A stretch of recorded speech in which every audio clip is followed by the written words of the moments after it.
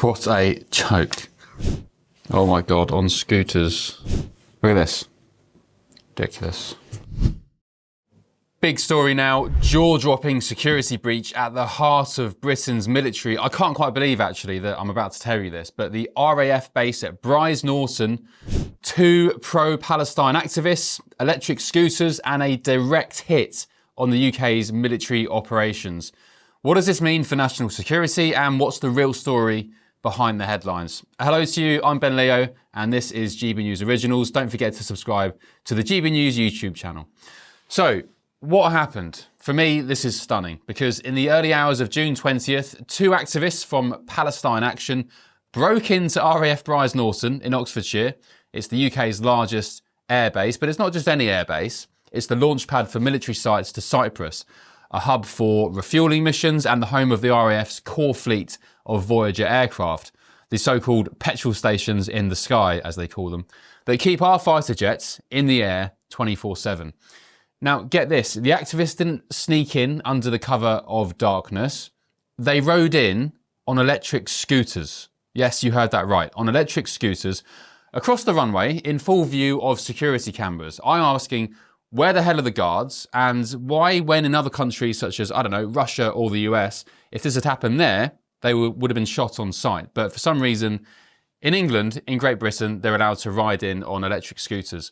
Video footage shows them heading straight for 2 Airbus Voyager planes, spraying red paint into the engines using repurposed fire extinguishers, and then going to town with crowbars. It didn't stop there either.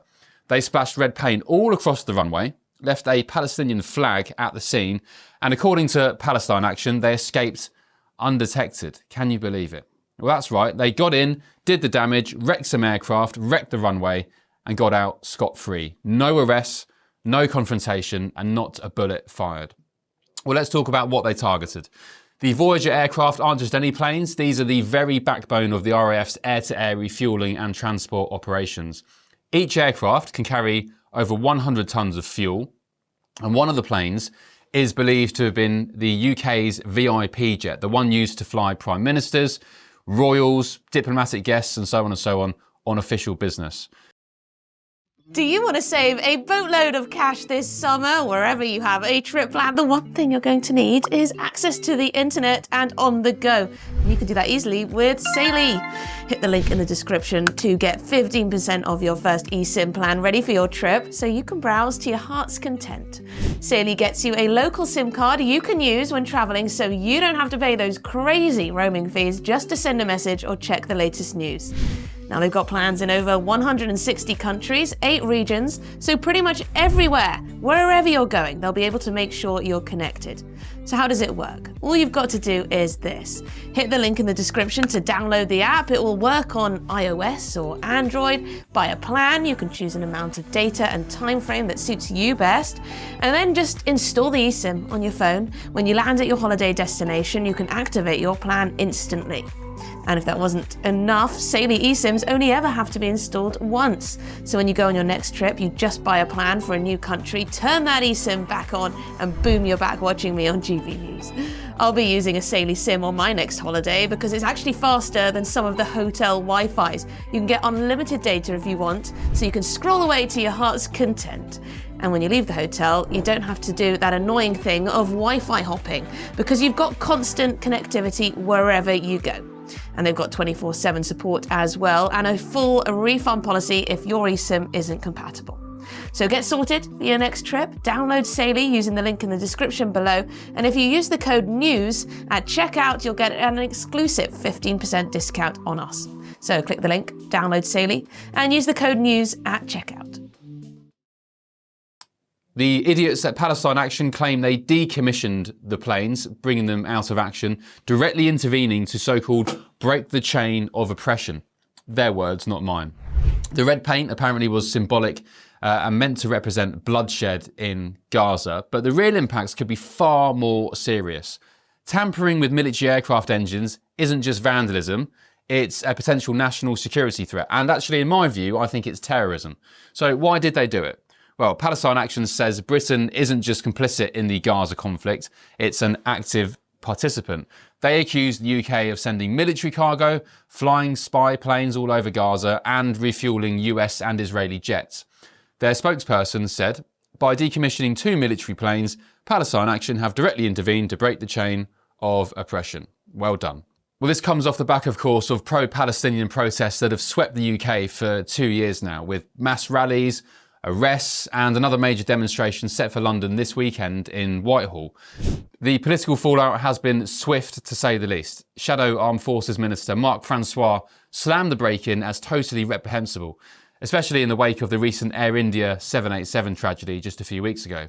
He warns that interfering with aircraft engines, especially those that ferry our troops, families, or refuel jets, could have catastrophic consequences. Francois even raised the alarm about security, of course. He said there are serious questions for the MOD to answer about how protesters, who might have even turned out to be armed terrorists, were able to gain access to what is supposed to be a secure RAF base. And he's not wrong, is he? I reckon just 10 or even maybe 20 years ago, if this had happened under previous eras of politics, you would have had the Defence Secretary resigning. But in today's modern age, we seem to just be doing very quick news reports about a couple of idiots who managed to break into a military site. This is far more serious than is being reported and reflected today. Because this wasn't just a protest. It was a high-profile breach at a time when tensions with Iran and Russia are at boiling point. The RAF is reportedly preparing to send even more Voyager aircraft to the Middle East, making this kind of vulnerability even more dangerous. Should we talk about the elephant in the room as well? How did this happen? How did 2 morons, 2 activists, on scooters no less, get into the UK's most secure airbase, damage military planes, wreck the engines, destroy the runway, and then leave without trace? This isn't just embarrassing, it's a wake-up call. If activists can do this, what could a hostile state actor achieve? The Ministry of Defence and Thames Valley Police are now both under massive pressure to explain the lapse and shore up security before something worse happens. And zooming out, this isn't just an isolated incident either. It's part of a wave of direct action targeting British military and defence infrastructure. Palestine Action, they have a track record of high-profile protests, but this is their boldest yet. Their message is clear. If the government won't change its policy, activists, such as them, will try to force the issue no matter the risk. But the question is, where do we draw the line between protest and sabotage?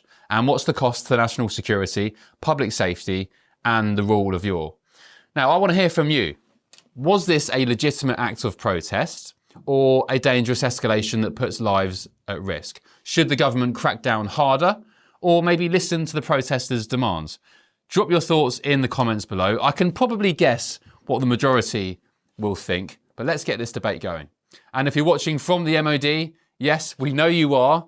What are you going to do to prevent this from happening again? How did 2 juveniles on scooters get into RAF Brize Norton and destroy millions of pounds worth of aircraft equipment and engines? And besides being totally embarrassing for the MOD, Thames Valley Police, and even the country, I think it is making us appear like a national joke. These are the kind of scenes, tell me if I'm wrong, that you see at the end of empires or fallen governments in the Middle East somewhere. Look at the Taliban in Afghanistan a few years ago during Joe Biden's botched evacuation. You had US military personnel trying to get out the country. Meanwhile, thousands and thousands of Afghanis running into military sites, clinging on to Black Hawks, to aeroplanes as they took off, taking military equipment. It's the stuff of nightmares, and in fact, it's hugely embarrassing to the state of Great Britain right now. I think it personifies everything that's going wrong with the country at this precise minute. If you found this video eye-opening or even infuriating, don't forget to like, share, and subscribe below. We're bringing you the latest stories that matter with the context and analysis you won't get anywhere else. And for more breaking news, deep dives, and no-nonsense commentary, keep it locked right here. I'm Ben Leo. See you next time.